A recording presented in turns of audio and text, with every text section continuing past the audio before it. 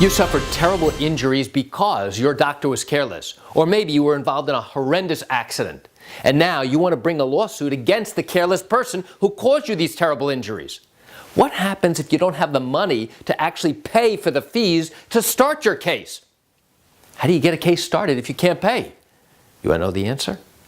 Come join me for a moment as I share with you exactly what happens. Hi, I'm Gerry Oginski. I'm a New York medical malpractice and personal injury attorney. Now, if you go to a lawyer to go ahead and evaluate your case, and he determines that you have a valid basis for a case, it is going to be your attorney who agrees to go ahead and pay those fees to start your lawsuit. And there are various fees to actually get into the courthouse door. There are filing fees. There are other administrative fees that have to be paid in the hundreds of dollars. So it doesn't matter whether you don't have those fees to go ahead and pay the attorney. An attorney who takes your case on contingency, especially in a medical malpractice case, that means that he will go ahead and pay all the fees necessary to litigate your entire case throughout the entire duration of your lawsuit.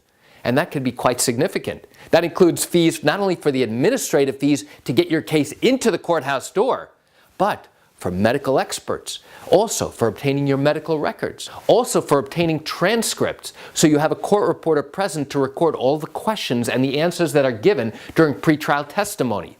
There are often lots of expenses that go into this, and what the attorney is doing is giving you an interest-free loan to go ahead and go forward with your lawsuit with the expectation that if you are successful at the end of your case and you obtain money as compensation, then all the money that the attorney has paid out of his own pocket from his own law firm to prosecute your case, at the end of the case, if you're successful, that money then gets reimbursed, repaid to the attorney. That gets paid first before the attorney's fee is calculated.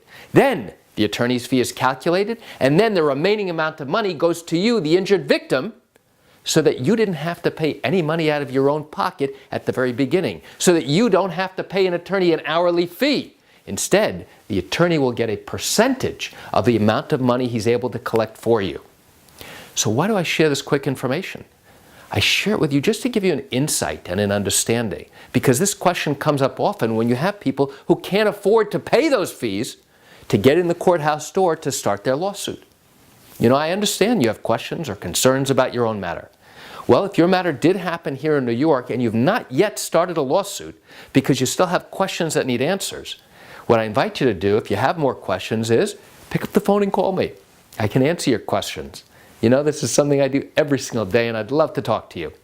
You can reach me at 516-487-8207 or by email at Gerry, Gerry, @ oginski-law.com. That's it for today's video. I'm Gerry Oginski. Have a wonderful day.